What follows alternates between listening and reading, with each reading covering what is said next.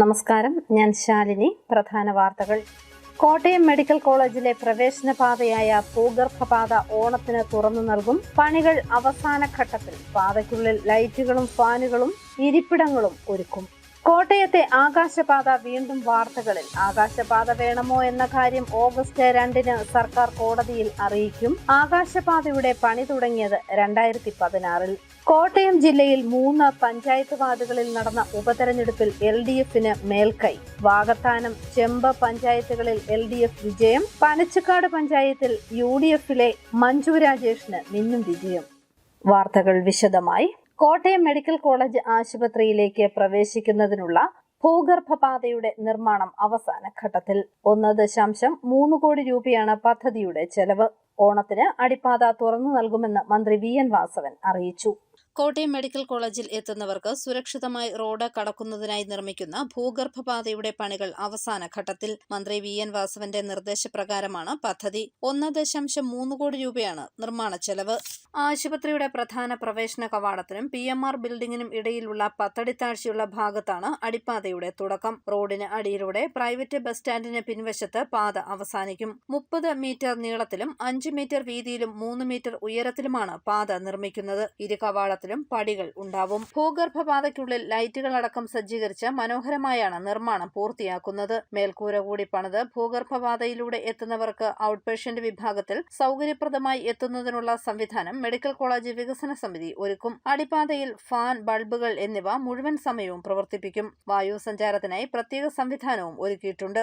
CCTV camera നിരീക്ഷണവും ഉണ്ടാകും. ഭൂഗർഭപാത ഓണത്തിന് തുറന്നുകൊടുക്കുമെന്ന് മന്ത്രി VN വാസവൻ അറിയിച്ചു. ഭൂഗർഭപാതയിൽ 24 മണിക്കൂറും സുരക്ഷാ ജീവനക്കാരെ നിയോഗിക്കുന്നതിനുള്ള സംവിധാനവും ഒരുക്കും. ബസ് സ്റ്റാൻഡിൽ ഇറങ്ങി റോഡ് കടക്കാതെ അടിപ്പാതയിലൂടെ ആശുപത്രി വളപ്പിലേക്ക് പ്രവേശിക്കാനാകും. News bureau, Kottayam. കോട്ടയത്തെ ആകാശപാത നിലനിർത്തണമോ വേണ്ടയോ എന്ന സർക്കാർ തീരുമാനം ഓഗസ്റ്റ് 2 ഹൈക്കോടതിയിൽ അറിയിക്കും. ആകാശപാത സംബന്ധിച്ച് സ്വകാര്യ വ്യക്തിയുടെ ഹർജിയിൽ ഹൈക്കോടതിയാണ് അന്ത്യശാസനം നൽകിയത്.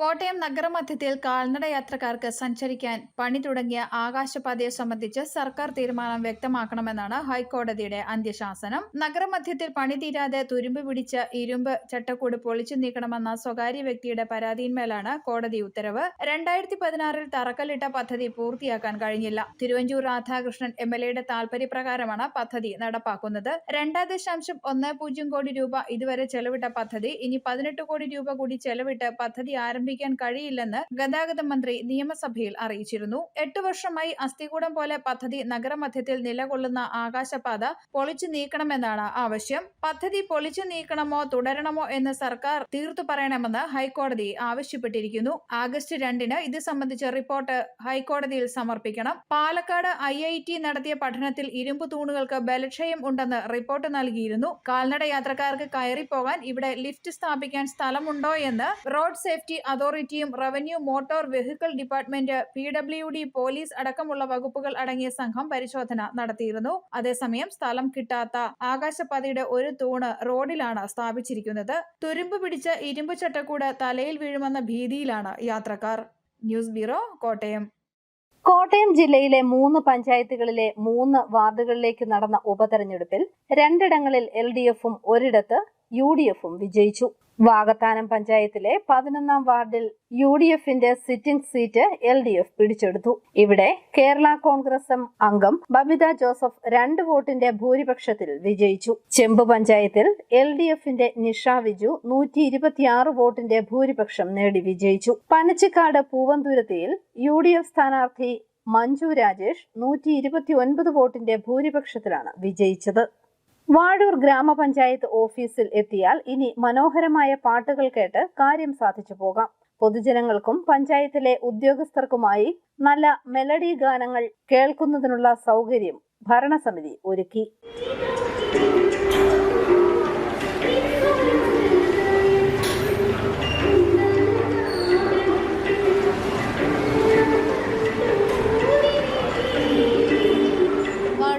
ഗ്രാമപഞ്ചായത്ത് ഓഫീസിലെത്തിയാൽ ഇനി മനോഹരമായ ഗാനങ്ങൾ ആസ്വദിക്കാം. ആവശ്യങ്ങൾക്കായി പഞ്ചായത്തിലെത്തുന്ന പൊതുജനങ്ങൾക്കും പഞ്ചായത്തിലെ ഉദ്യോഗസ്ഥർക്കുമായാണ് പഞ്ചായത്ത് ഭരണസമിതി മനോഹരമായ മെലഡി ഗാനങ്ങൾ കേൾക്കുന്നതിനുള്ള സംവിധാനം ഒരുക്കിയിട്ടുള്ളത്. ഫ്രണ്ട് ഓഫീസിന്റെ ഭിത്തിയിൽ ഘടിപ്പിച്ചിട്ടുള്ള സ്പീക്കറിലൂടെ മനോഹരമായ മലയാള മെലഡി പാട്ടുകൾ കേൾക്കാം.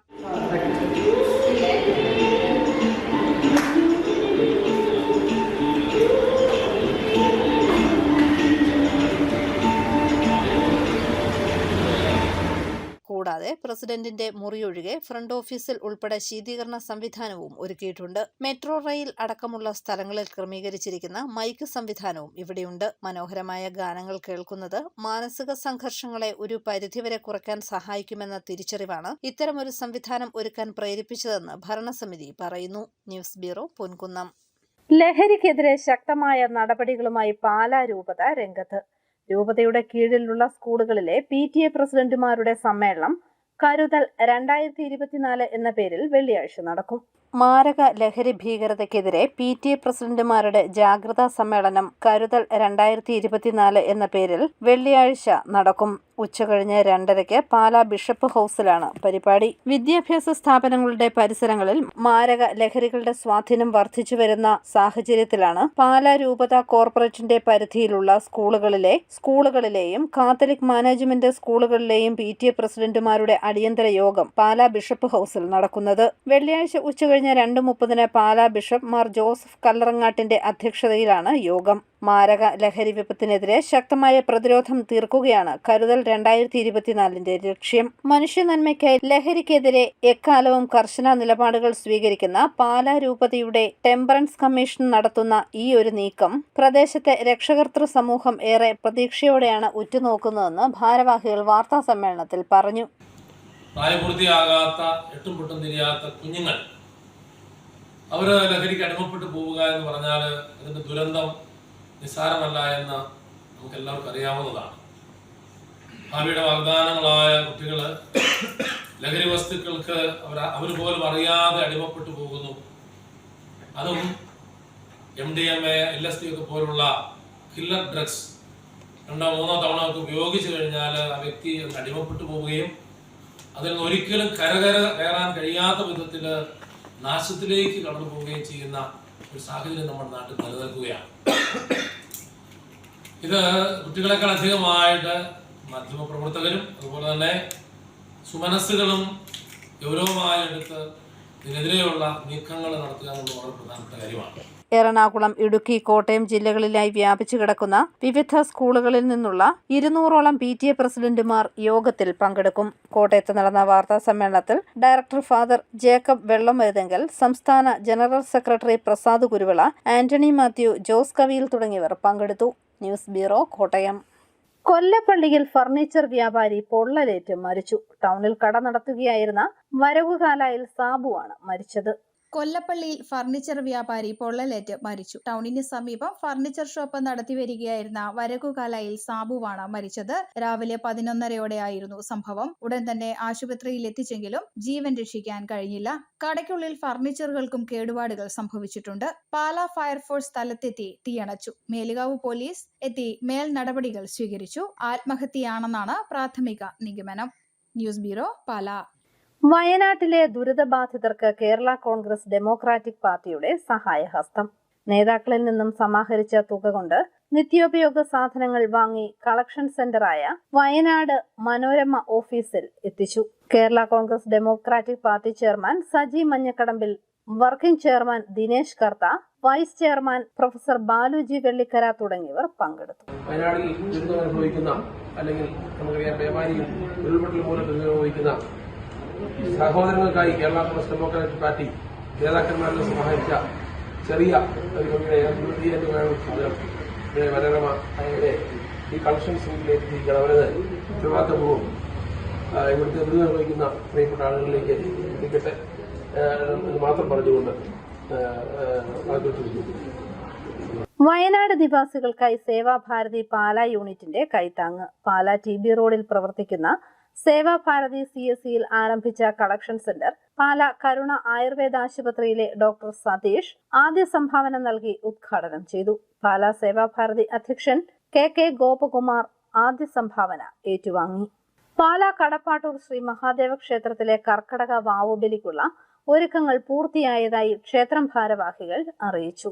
ശനിയാഴ്ച രാവിലെ 5 മണിക്ക് ക്ഷേത്രക്കടവിൽ പിതൃതർപ്പണം നടക്കും. ആഗസ്റ്റ് 3 കർക്കിടക വാവിനോടനുബന്ധിച്ച് പിതൃതർപ്പണത്തിനൊരുങ്ങി കടപ്പാട്ടൂർ ശ്രീ മഹാദേവ ക്ഷേത്രം. ഇതിനായി വിപുലമായ ക്രമീകരണങ്ങളാണ് ക്ഷേത്രക്കടവിൽ ഒരുങ്ങുന്നത്. 15,000-ലധികം പേർ ബലിതർപ്പണത്തിനായി എത്തുമെന്നാണ് പ്രതീക്ഷ. കർക്കിടക വാവും പിതൃതർപ്പണവും കേരളത്തിന്റെ സംസ്കാരത്തിലും പാരമ്പര്യത്തിലും വിശ്വാസികൾക്ക് ഒഴിച്ചുകൂടാനാവാത്തവയാണ്. പൂർവികരെ ആദരിക്കുകയും അനുഗ്രഹം തേടുകയുമാണ് പ്രധാന ലക്ഷ്യം. പിതൃക്കളെ സ്മരിക്കാനുള്ള അവസരമാണ് ബലിതർപ്പണം. മനുഷ്യരൂപത്തിൽ ജന്മം തന്നവരോടുള്ള നന്ദി പറച്ചിലാണ് അത്. ഒരു മനുഷ്യ ജീവിതത്തിൽ ചെയ്യാൻ പറ്റുന്ന ഏറ്റവും വലിയ പുണ്യകർമ്മമായി ബലിതർപ്പണം വ്യാഖ്യാനിക്കപ്പെടുന്നു. ഭാരതീയ വിശ്വാസമനുസരിച്ച് വാവുബലി അഥവാ പിതൃതർപ്പണത്തിന് ആത്മീയതയുടെ ഒരു മഹത്തായ തലമുണ്ട്. ദക്ഷിണായനത്തിലെ ആദ്യ അമാവാസിയാണ് കർക്കിടക വാവ്. ഈ സമയം സൂര്യൻ പിതൃലോകത്തേക്ക് കടക്കുമെന്നും പിതൃയാനത്തിനുള്ള പ്രവേശന കവാടമാണ് കർക്കിടക വാവ് എന്നും വിശ്വാസമുണ്ട്. അതിനാലാണ് സാധാരണ ശ്രാദ്ധത്തിൽ നിന്നും വ്യത്യസ്തമായി പ്രധാന തീർത്ഥഘട്ടങ്ങളിൽ ബലിതർപ്പണത്തിനായി ഭക്തർ ഒത്തുചേരുന്നത്. കടപ്പാട്ടൂരിൽ അത് മീനച്ചിലാറാണ്. ഈ വർഷത്തെ ചടങ്ങുകൾ ഓഗസ്റ്റ് 3-ാം തീയതി ശനിയാഴ്ചയാണ്. ശനിയാഴ്ച രാവിലെ 5 മണിക്ക് ക്ഷേത്രക്കടവിൽ പിതൃതർപ്പണ ചടങ്ങുകൾ ആരംഭിക്കും. ശനിയാഴ്ച രാവിലെ 5 മണിക്ക് ക്ഷേത്രക്കടവിൽ പിതൃതർപ്പണ ചടങ്ങുകൾ ആരംഭിക്കും. ബലിതർപ്പണ ചടങ്ങുകൾക്ക് കീച്ചേരിൽ നാരായണൻ നമ്പൂതിരി മുഖ്യ കാർമ്മികത്വം വഹിക്കും.